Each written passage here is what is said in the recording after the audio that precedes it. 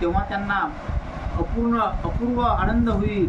आपले विचार ग्रंथात छापलेले पाहून त्यांना स्वर्गीय आनंद होईल.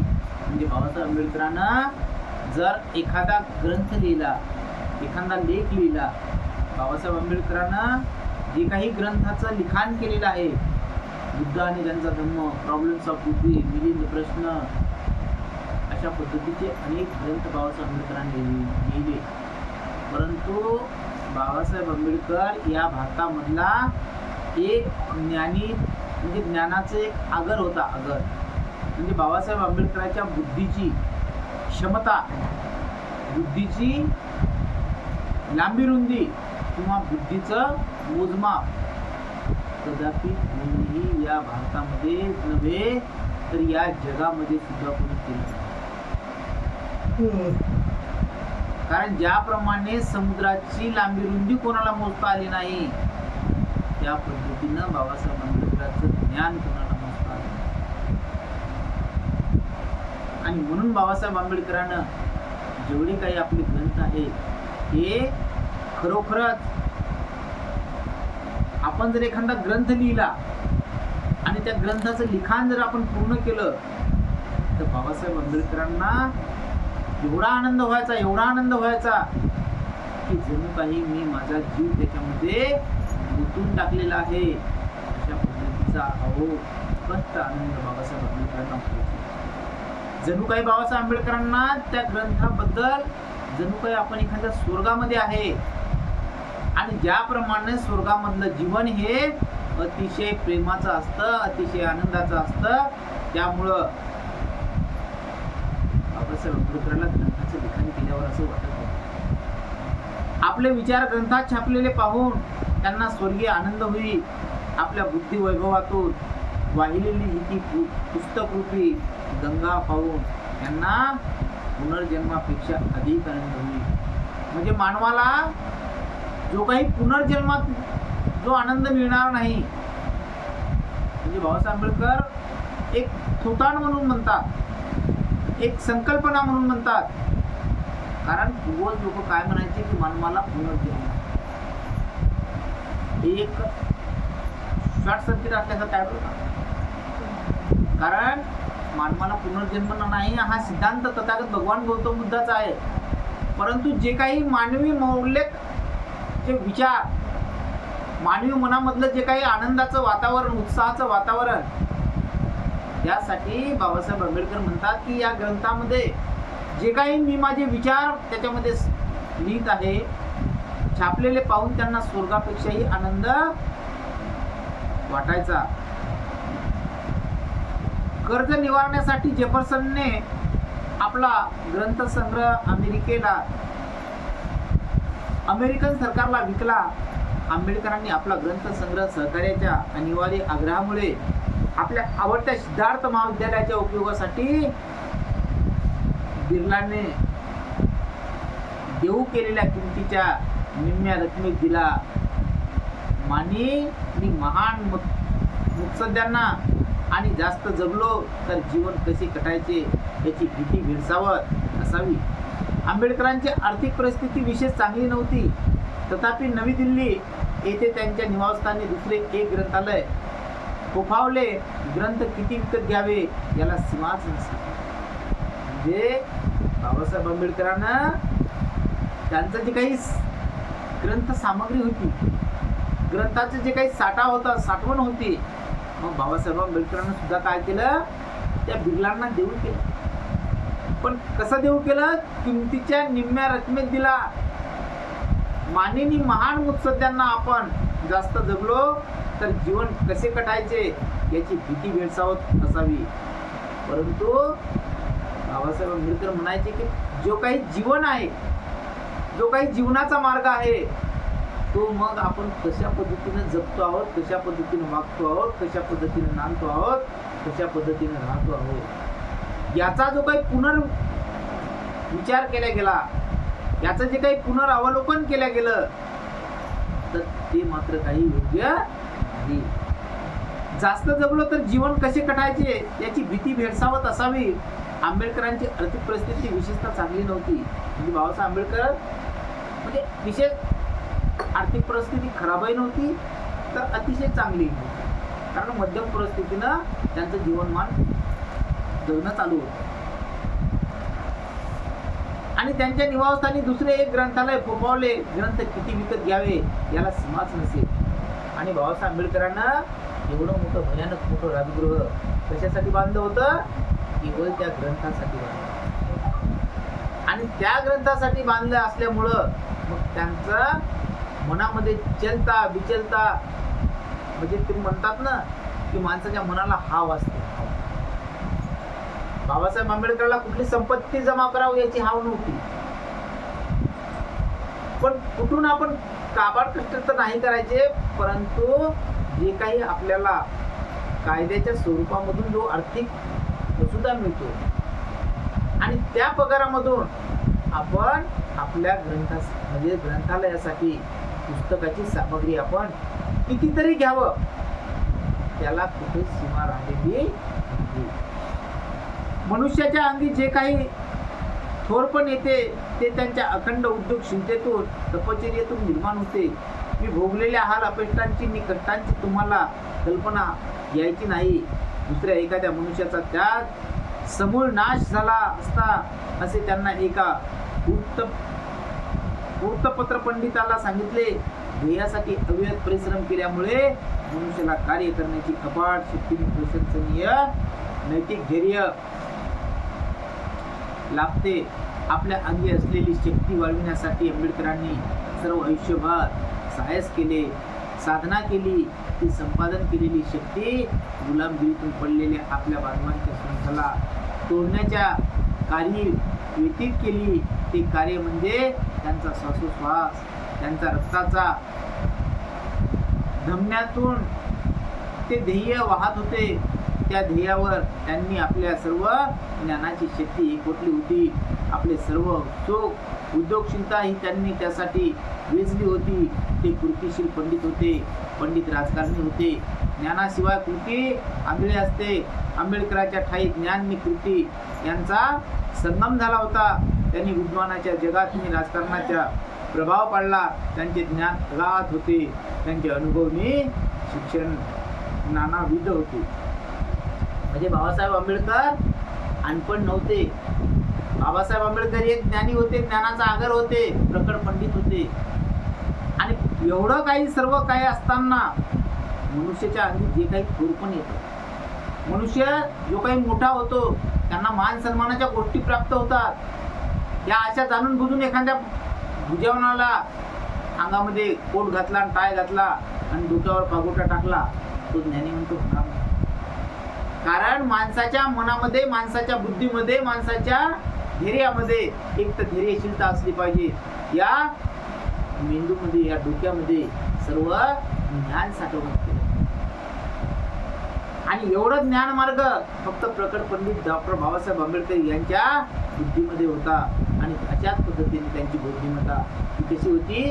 अखंड वाढलेली होती. आणि अखंड वाढलेली असल्यामुळे त्यांना एक मानपानाचं स्थान प्राप्त होतं, त्यांना थोरपण प्राप्त होतं. महान नेता म्हणायचे. म्हणजे बाबासाहेब आंबेडकरांना कधी कधी लोक देवापेक्षाही मोठा होत,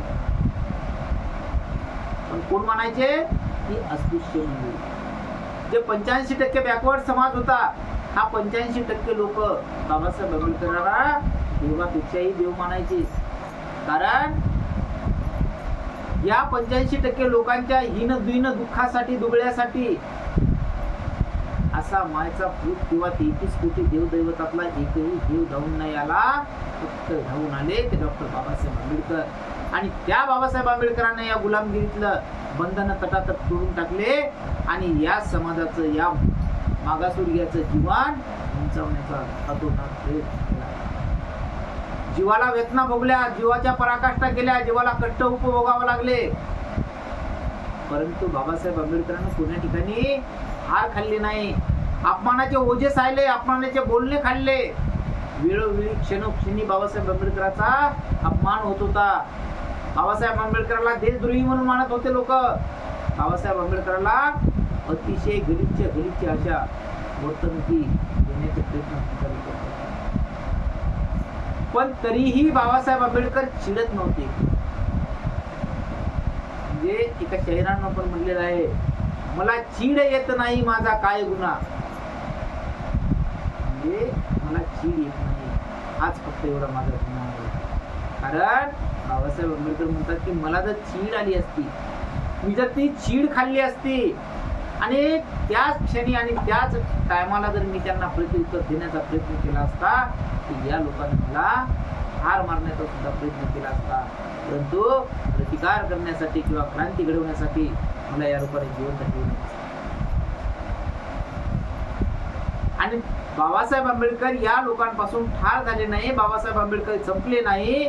म्हणून बाबासाहेब आंबेडकरांना ज्या काही क्रांत्या घडवल्या, मग महाराष्ट्र सत्याग्रहाची क्रांती असेल, काळाराम मंदिराची क्रांती असेल, अंबाबाईच्या मंदिराची क्रांती असेल, किंवा स्त्री मुक्तीची क्रांती असेल, म्हणजे अशा ज्या ज्या क्रांत्या घडवल्या त्या प्रत्येक मागासवर्गीयाच्या हिताच्या क्रांत्या होत्या.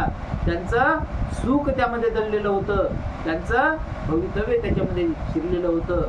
आणि म्हणून बाबासाहेब आंबेडकरांना एवढ्या ज्या काही क्रांत्या घडवल्या, हे सर्व अपमानाचं बोध डोक्यावर भार व्हावला आणि डोक्यावर भार वाहून त्या मागासवर्गीयाचं जीवनमान उंचावण्याचा प्रयत्न केला. आपल्या अंगी असलेली शक्ती वाढविण्यासाठी आंबेडकरांनी सर्व आयुष्यभर प्रयास केले, साधना केली. संपादन केलेली शक्ती गुलामगिरीतून पडलेल्या आपल्या बांधवांना त्या शृंखला तोडण्याच्या कार्य व्यतीत केली. म्हणजे बाबासाहेब आंबेडकरांना स्वतः शिकले, स्वतः त्रास भोगला, स्वतः उपन्यास घेतला, स्वतः साधना केल्या. बाबासाहेब आंबेडकरांना जो हा पवित्र तथागत भगवान गौतम बुद्धाचा जो धम्म स्वीकारलेला आहे, या धम्मामध्ये सर्वात महत्व कशाला दिलेलं आहे? ध्यान साधनेला. कारण माणसाचं मन फक्त त्या ध्यान साधनेमध्ये जर स्थिर राहिलं तरच माणसाच्या मनामध्ये चलता बिचलता निर्माण होत नाही. अन्यथा जर ध्यानाला बसलेला नसेल तर त्याचं मन कसं असते? मन वडाय वडाय उभ्या पिका किती हाकला हाकला फिरी येते पिकावर.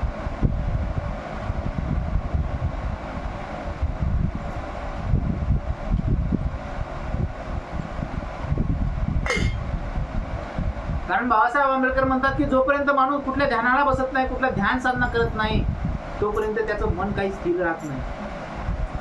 आणि म्हणून बाबासाहेब आंबेडकरांना आपलं स्वतःचं मन हे ध्यान साधनेमध्ये गुंतवलं आणि त्या ध्यान साधनेमध्ये गुंतवून त्या गुलामगिरीच्या ज्या काही बेड्या असतील, ज्या काही शृंखला म्हणजे मार्ग कार्य व्यतीत केली, ते कार्य म्हणजे त्यांचा श्वासोश्वास त्यांच्या रक्ताच्या धमन्यातून ते ध्येय वाहत होते. म्हणजे त्या गुलामाच्या, त्या अस्पृश्य लोकांच्या अंगामधून ज्या धमन्या म्हणतात ना, त्या रक्तवाहिन्या काय करायच्या? जणू काही या विचारांना दमन करायच्या, वाहत राहायच्या. उद्योगशीलता ही त्यासाठी वेचली होती. ते कृतीशील पंडित होते, पंडित राजकारणी होते. ज्ञानाशिवाय कृती अंगी असते. आंबेडकरांच्या ठाई ज्ञान कृती यांचा संगम झाला होता. म्हणजे की बाबासाहेब आंबेडकरांच्या अंगी संयमता होती, ज्ञान होतं, कठोरता होती, अचूकता होती, शिस्त होती. म्हणजे सर्व गुणांनी संपन्न असलेलं एक हा पिंड बाबासाहेब आंबेडकरांची शैली. त्यांनी विद्वानाच्या जगात राजकारणात प्रभाव पाडला. त्यांचे ज्ञान अगाध होते, त्यांचे अनुभवी शिक्षण नानाविध होते. म्हणजे बाबासाहेब आंबेडकरांचं जे काही ज्ञान होतं हे प्रखर होतं, त्याला कुठल्याही प्रकारची सीमा नव्हती. बाबासाहेब आंबेडकरांजवळ ज्ञानाचा अगाध मार्ग होता की ज्याला बंधन नाही असा तो अमर्याद असलेला मार्ग म्हणजे बाबासाहेब आंबेडकरांच्या ज्ञानाचा मार्ग. 3 महान व्यक्तींच्या आंबेडकरांच्या जीवनावर आणि जीवित कार्यावर परिणाम झाला होता. महात्मा बुद्धाचे जीवन, महात्मा कबीराची शिकवण आणि महात्मा ज्योतिरावाचे कार्य यांचा परिणाम त्यांच्या जडणघडणीवर झाला. याच 3 महान व्यक्तींनी त्यांना आत्मिक शक्ती दिली. पाश्चात्मिक शिक्षणाने त्यांना शास्त्रे दिली. ज्ञानयोग आणि व्यवहार हे 2 गुण अंगी बांधल्यामुळे आंबेडकर हे रानडे भांडारकर, टिळक आणि तेलंग यांच्या पंक्तीत बसतात त्यांनी भारतीय विविधतेचा झेंडा जगात लावला होता. टागोरांची गीतांजली, डॉक्टर रमन यांचे किरणासंबंधी शास्त्रीय संशोधन, बोस यांचे वनस्पती शास्त्रातले संशोधन, राधाकृष्णन यांचे तत्वज्ञान यांनी जगात सुशोभित केले आहे. तसेच जगातील ज्ञानसंपत्ती वाढविली आहे. तथापि तो श्रेणी वेगळी होती. आंबेडकर हे व्यासनी राजकारणी श्रेणीतला शेवटचा दुवा होते. हा वर्ग आता भारतात हळूहळू दिसेनासा होत आहे. वकील राजकारणी वर्गाचे सप्रू जयकर, श्रीनिवास शास्त्री यांनी काही काळ राजकारण गाजविले, परंतु भरमसाठ उत्पन्न असणाऱ्यांच्या पाठिंब्याने राजकारणात कर्तृत्व गाजवणारा वर्ग आता सर्वत्र प्रभाव पाडित आहे, सत्ता काबीज करीत आहे. तरी सुद्धा लोकमान्य टिळक सोडून इतर व्यासंगी राजकारणी पुरुषांवर एका बाबतीत आंबेडकरांनी मात केली आहे. आंबेडकरांच्या आयुष्यात राजकीय वादळे झाली. त्यांनी राजकीय लढे लढविले, निःशस्त्र प्रतिकारांच्या चळवळी केल्या. आवश्यक तेव्हा लढ्याच्या अग्रभागी ते स्वतः उभे राहिले. त्यांच्या मते संकटात अविचाराने उडी मारणे म्हणजे जीवन जगणे नव्हे. त्यांनी क्रूर हल्ल्यांना तोंड दिले, तडाख्याला तडाख्याने उत्तर दिले. परंतु जेव्हा जेव्हा त्यांना बाहेर पाडण्यास भाग पाडण्यात आले तेव्हा त्यांना वाटे की आपण बाहेर पडलो नाही तर अस्पृश्याची बाजू न मांडल्यामुळे नुकसान होईल. जेव्हा त्यांना फसवून ग्रंथसंग्रहालयातून बाहेर काढण्यात येईल, जेव्हा ते दिवंगत थोर पुरुषाची चाललेल्या अमर संवादातून जागे होत आणि कृती करण्यास त्यांना भाग पडे, तेव्हा एका क्षणात लढ्याला कोठेनी कसा करावा हे त्यांना कळे. मग ते भीमगर्जना करून प्रतिपक्षाला शिबिराबाहेर रणसंग्रामासाठी बाहेर किती. म्हणजे बाबासाहेब आंबेडकरांना थोर घडवणारे 3 पुरुष. कोणते 3 पुरुष तर माहिती आहे? बाबासाहेब आंबेडकरला 3 महापुरुषाची एक देण होती. मग ते राजर्षी छत्रपती शाहू महाराज असतील, तथागत भगवान गौतम बुद्ध असतील आणि तिसरे ते म्हणजे संत कबीर असतील.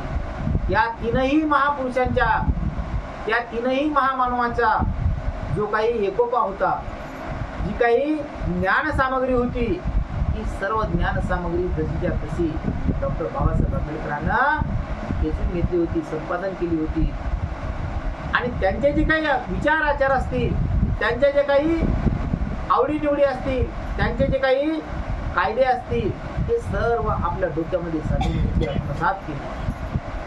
बाबासाहेब आंबेडकर त्यांचे एक शिष्य बनले आणि त्यांचे शिष्य बनवून त्यांचा जो काही राहिलेला सन्मार्ग आहे तो सन्मार्ग चालवण्याचा वसा बाबासाहेब आंबेडकरांनी घेतला. आणि त्यांच्या नियमानुसार, त्यांच्या पद्धतीनुसार ज्या काही शिकवणी आहेत त्या शिकवणीचं आपण पालन पोषण केलं पाहिजे. आणि हे जे काही बुद्धाचे जीवन आहेत, महात्मा कबीरांची शिकवण आहे, त्या सर्व कार्य त्यांनी आत्मसात केले आणि आपलं आत्मिक ज्ञानाची जडणघडणीवर एक जडणघडण केली आणि आपले मानवी विचार या जगातने प्रेरित केले. या जगातने थोरपण कमावलं, त्यांनी नेतेपण सुद्धा कमावलं. म्हणजे या गोविंद रानडे, टिळक, गोखले, आगरकर या लोकांच्या मग काय करावं लागले, बाबासाहेब आंबेडकर त्यांच्या पंक्तीत राहून त्यांच्या सोबत राहायला, नांदायला शिकले. कारण ज्या पद्धतीनं या काँग्रेसच्या मंडळींना सन्मानाचा दर्जा मिळायचा, तशाच पद्धतीनं डॉक्टर बाबासाहेब आंबेडकरांना सुद्धा सन्मानाचा दर्जा मिळायचा.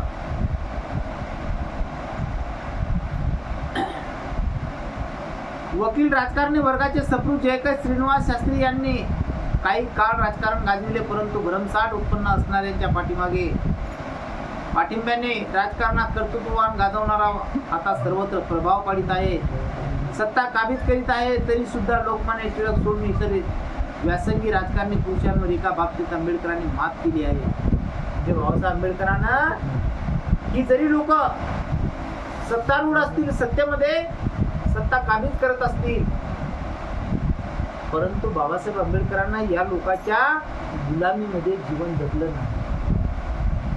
कारण तुम्हाला जरी सत्ता चालवायची असेल, तुम्हाला या गोरगरिबांचा मलिदा चाटायचा असेल, तरीही मात्र मला तुमच्याशी काही घेणं देणं नाही. मला जे काही हक्क आणि अधिकार गाजवायचे आहेत, मला जे काही सत्कार्य करायचं आहे, समाजकार्य करायचं आहे, तर ते सर्व समाजकार्य मला कोणासाठी करायचं आहे? माझा जो काही गरीब समाज आहे, माझा जो काही अस्पृश्य समाज आहे, जो काही अनाथ आहे, या सर्व गोरगरीब समाजांना ज्या काही अडीअडचणी येत असतील, तर त्या अडीअडचणी मला त्यांच्या सोडवायच्या आहे आणि त्यांना त्यांचा जीवन मार्ग जो आहे तो मला खुला करायचा आहे, असं बाबासाहेब आंबेडकरांच्या मनामध्ये घोळत होतं. आंबेडकरांच्या आयुष्यात राजकीय वादळे झाली, त्यांनी राजकीय लढे लढविले, निशस्त्र प्रतिकाराच्या चळवळी केल्या, आवश्यक तेव्हा लढ्याच्या अग्रभागी जे स्वतः उभे राहिले, त्यांच्या मते संकटात विचाराने उडी मारणे म्हणजे जीवन जगणे नव्हे. म्हणजे जेव्हा एखादं संकटाचा बोध येते माणसावर आणि संकटाचा बोध आल्याच्या नंतर माणसानं त्या संकटामध्ये उडी टाकली, तर मात्र हे काही योग्य नाही. कारण त्यांच्यामध्ये संकटात अविचाराने उडी मारणे म्हणजे जीवन जगणे नव्हे. त्यांनी पूर हल्ल्यांना तोंड दिले, तडाख्याला तडाख्याने उत्तर दिले, परंतु जेव्हा त्यांना बाहेर पडण्यास भाग पाडण्यात आले, तेव्हा त्यांनी वाटे की बाहेर पडलो नाही तर अस्पृश्यांची बाजू न मानल्यामुळे नुकसान होईल. जेव्हा म्हणजे आपण जर त्या लढ्यामध्ये, त्या पूर्ण लढ्यामध्ये जर आपण सामील झालो नाही, तर मात्र आपल्या अस्पृश्यांची मतांतर कोणी त्या ठिकाणी मानणार नाही आणि आपल्या समाजाचे, आपल्या मागासवर्गीयांचे जर प्रतिगामी हल्ल्यासाठी जर आपण हल्ल्यासाठी जर आपण त्यांना प्रत्युत्तर देऊ शकलो नाही, तर मात्र निश्चितच आपलं त्या ठिकाणी काय होईल? खर्चीकरण होईल, हानी होईल आणि आपला समाज तसा त्या घाणीमध्ये अडकलेला राहील. त्यांच्यावरचे जे काही गुलामगिरीचे जाळे आहे, तर ते जाळे जसेच्या तसे कायम राहतील. दिवंगत थोर पुरुषांनी चालवलेल्या अमर समाजातून जागे होत आणि स्फूर्ती करण्यात त्यांना भाग पडे. तेव्हा एका क्षणात लढ्याला कोठेनी कसा आरंभ करावा हे त्यांना कळे. मग ते भीमगर्जना करून प्रतिपक्षाला शिबिराबाहेर रणसंग्रामासाठी बाहेर होती. म्हणजे की जे काही बाबासाहेब आंबेडकरांचे अनुयायी आहेत, जी काही मागासवर्गीय वर्ग आहे, तर हा सर्व मागासवर्गीय वर्ग मग आपल्या हिताचे जे प्रश्न असतील, आपल्या संकटाचा मार्ग मोकळा होण्यासाठी जे आपल्या कामी पडत असेल, तर ह्या सर्व गोष्टी करण्यासाठी मग त्यांना रणसंग्रामामध्ये यायला, त्या रणधुमाळीमध्ये यायला बाबासाहेब आंबेडकर काय म्हणतात की बाहेर खेचलं पाहिजे.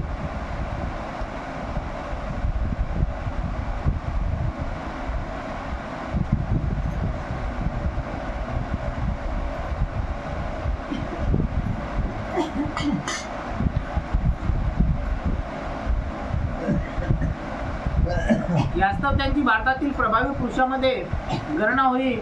त्यांना भारतातील 10-12 पुरुषांपैकी आश्चर्यचकित करणारी व्यक्ती म्हणून जग ओळखे. भारताच्या शूरातील एक शूरपुत्र म्हणून त्यांचा उल्लेख करण्यात येईल. काहींना तर आंबेडकर हे जगातील एक पहिल्या श्रेणीचे बुद्धिमान पुरुष आहेत असे वाटे. म्हणजे बाबासाहेब आंबेडकरांना कितीतरी अशा उपमा लोकांनी दिलेल्या आहेत आणि त्या उपमा म्हणजे भारतातील प्रभावी पुरुषामध्ये बाबासाहेब आंबेडकरांची गणना होती की ज्याचा प्रभाव इतरांवर पडायचा, की ज्याचं एक इमेज त्या ठिकाणी कायम राहायचं, अशा पद्धतीची गणना बाबासाहेब आंबेडकरांची केली गेली. एवढंच नव्हे तर भारतातील 10-12 पुरुषांपैकी आश्चर्यचकित करणारी व्यक्ती म्हणून सुद्धा बाबासाहेब आंबेडकरांचं नाव रोशन होतं. भारताच्या शूरातील एक महाशूर म्हणजे एखादा पराक्रमी राजा असतो आणि त्या राजाचं नाव सर्व नगरीमध्ये प्रसिद्ध असते. तशा पद्धतीचं डॉक्टर बाबासाहेब आंबेडकरांचं नाव या शूरामध्ये सुद्धा जे महाशूर असतात, तशा पद्धतीचं रेंजमध्ये बाबासाहेब आंबेडकरांचं नाव सुद्धा एक शूरपुत्र म्हणून त्यांची ओळख करण्यात येईल. काहींना तर वाटे आंबेडकर हे जगातील एक पहिल्या श्रेणीचे बुद्धिमान पुरुष आहेत. कारण बाबासाहेब आंबेडकरांना या इंग्लंड सरकारनं तर सिम्बॉल ऑफ द नॉलेज म्हणजे जगातलं एक ज्ञानाचं प्रतीक म्हणतात. भारतात म्हणजे महाराष्ट्रातलं नाही, जिल्ह्यातलं नाही, गावातलं नाही, खेड्यातलं नाही, तर हा अख्खा जे देश आहे, अख्खा जग, या अख्ख्या जगातलं ज्ञानाचं प्रतीक जर म्हटलं तर फक्त एकमेव डॉक्टर बाबासाहेब आंबेडकर. बाबासाहेब आंबेडकरांच्या ज्ञाना इतकं या जगात कोणाचं ज्ञान.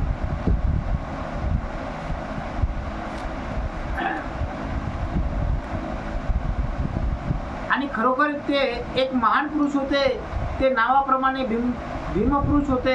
आंबेडकरांविषयी विचार करणे म्हणजे एखाद्या प्रचंड पर्वताची आठवण करणे होय, असे काहीचे मत होते. ज्ञानगंगोत्रीचा तो अपार ठेवाच वाटे.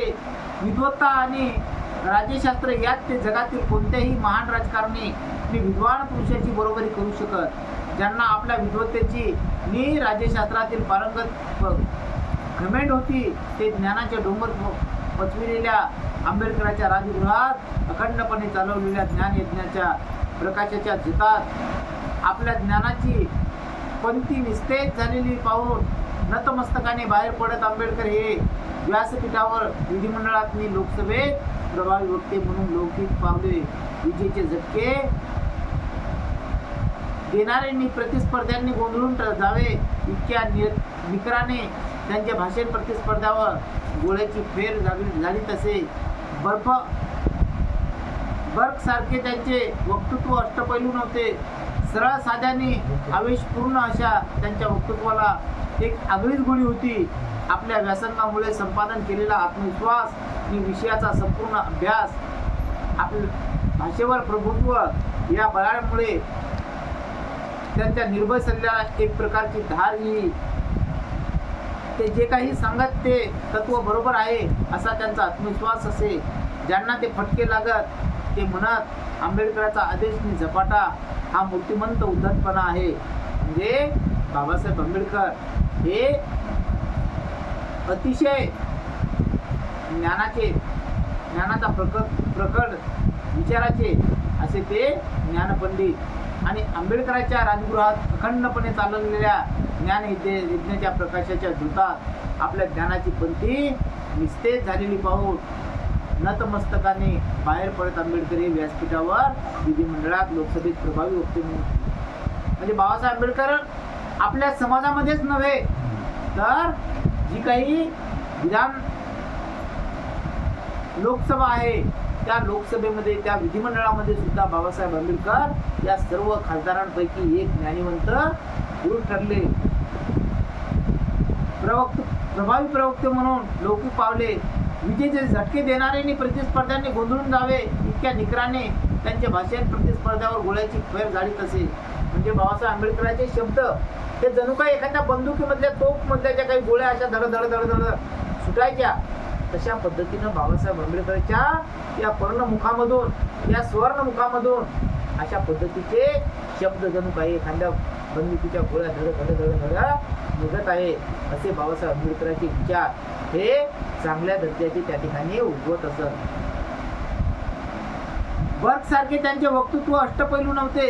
सरळ साध्याने आयुष्यपूर्ण अशा त्यांच्या वक्तृत्वाला एक आगळीच गोडी होती. म्हणजे बाबासाहेब आंबेडकरांचं वक्तृत्व फार अतिशय मोलाचं होतं. म्हणजे कुठलाही एखादा जर विषय बाबासाहेब आंबेडकरांना रंगवायचा होता तर त्या विषयासाठी बाबासाहेब आंबेडकर फार असे लांबच्या लांब न्यायचे, एक दोन कोस, आणि त्या कोसापासून मग माणसाला धीरे धीरे धीरे धीरे धीरे आणून त्या मार्गावर ठेवायचे. बाबासाहेब आंबेडकर एक वकील होते आणि बाबासाहेब आंबेडकर वकील असताना बाबासाहेब आंबेडकरांनी एका निजामाचा खटला चालवला होता. तर त्या निजामानं 250 एकर या औरंगाबादची जमीन बाबासाहेब आंबेडकरांना बहाल दिली. त्या निजाम सरकारनं त्या निजामाला एक फाशीची शिक्षा ठोठावली होती आणि त्या फाशीच्या शिक्षेची केस स्वतः वैयक्तिकरित्या डॉक्टर बाबासाहेब आंबेडकरांना लढली.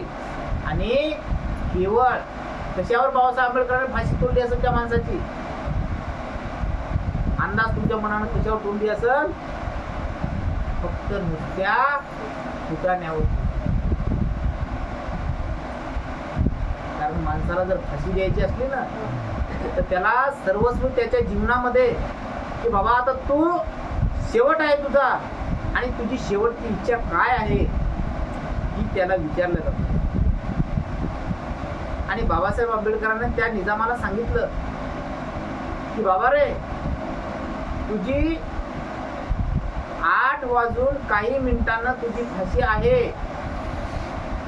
आणि तुला लोक तुला त्या ज्ञानपीठामधले ज्ञानिवंत ज्ञान महाराज न्यायाधीश ते तुझ्या समोर येतील, तुला विचारतील की बाबा रे, तू आता आजपासून तुला जग पारखं होणार आहे आणि जग पारखं होत असल्यामुळं तुझ्या मनामध्ये कुठली तरी एक शेवटची इच्छा असेल तर ती इच्छा पूर्ण करण्याची तुला हे न्यायालय न्याय म्हणजे तुला एक अनुमती देत आहे.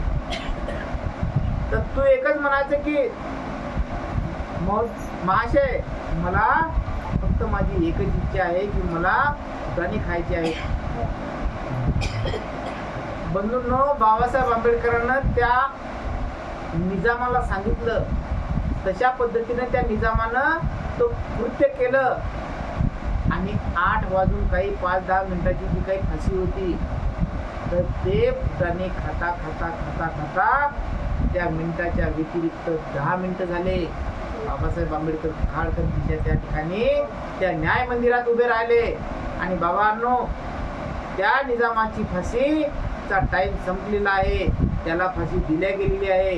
बंधूंनो, त्या ठिकाणी एखाद्या लाकडाची फळी टांगली आणि त्या लाकडाच्या फळीला फाशी दिलेली दाखवली आणि निजाम हा गुलाम असा त्या ठिकाणी डॉक्टर बाबासाहेब आंबेडकरांना कोर्टाच्या बाहेर आणला.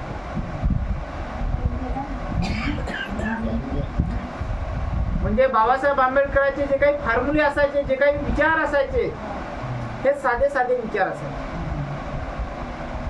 एका मुंबईतल्या माणसाची फाशी पानावर तोडली, पान, आपले नागिनीचं पान. त्याला त्या महाशयानं विचारलं की बाबा तुझं काय इच्छा आहे? न्याय मंदिरात त्यानं म्हटलं की महाराज, मला शेवटची माझी एकच इच्छा आहे की मला पान खायचं आहे. त्याला पान बनवता बनवता बनवता त्याचा 2 मिनिटाचा वेळ चुकून गेला. त्या ठिकाणी त्या एका बलाढ्य माणसाची त्या ठिकाणी त्या पानावर सुद्धा. म्हणजे अशा पद्धतीचं जे काही ज्ञान आहे ते बाबासाहेब आंबेडकरांचं प्रखर ज्ञानाचा मार्ग होता आणि या प्रखर ज्ञानाच्या मार्गामधून बाबासाहेब आंबेडकर या भिपाच्या गळ्यातलं एक काही.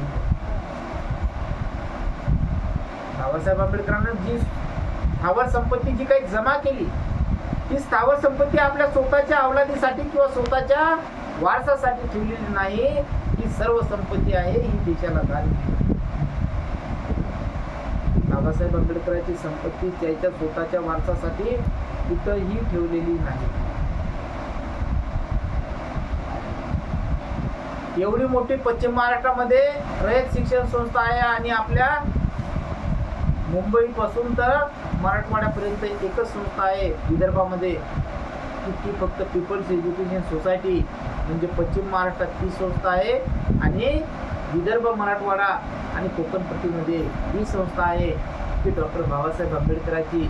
परंतु या संस्थेवर बाबासाहेब आंबेडकरांच्या वारसाचा एक कवडीभर सुद्धा अधिकार आहे. कारण बाबासाहेब आंबेडकरांना स्वतःच्या संपत्तीमध्ये लिहून ठेवलं की माझी संपत्ती ही देशाची संपत्ती आहे, माझ्या वारसाची संपत्ती नाही.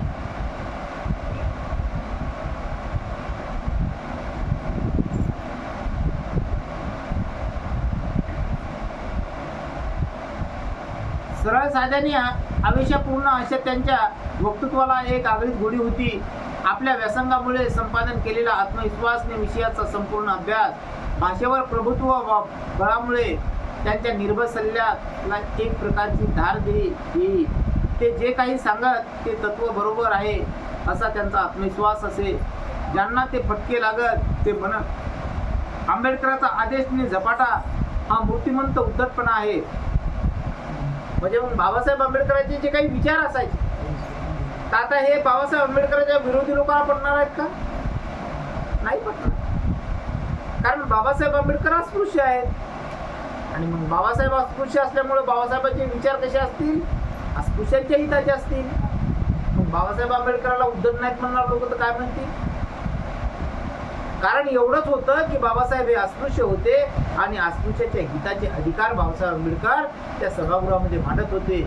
म्हणून या सवर्ण मंडळीला, या मराठा मंडळीला बाबासाहेबांचा तिरस्कार वाटत होता.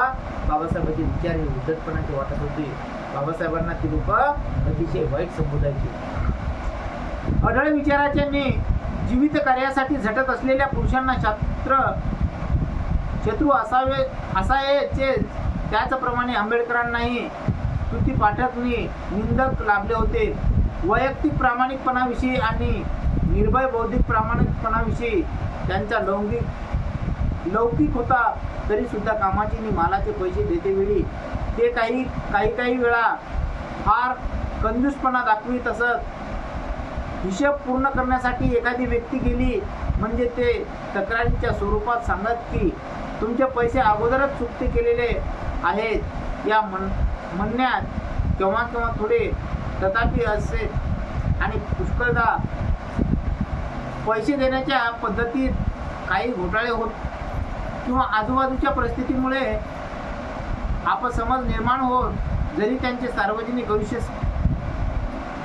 स्फटिकासारखे शुद्ध होते तरी त्यांची निंदा करणारे बोला बुद्ध भगवान की जय, भीम भगवान की जय, महात्मा ज्योतिबा फुले की जय.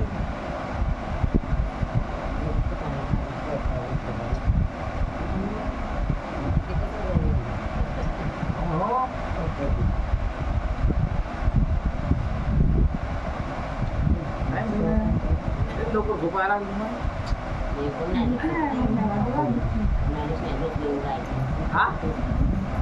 सट झोपा तर अध्यायाच्या कायच करा.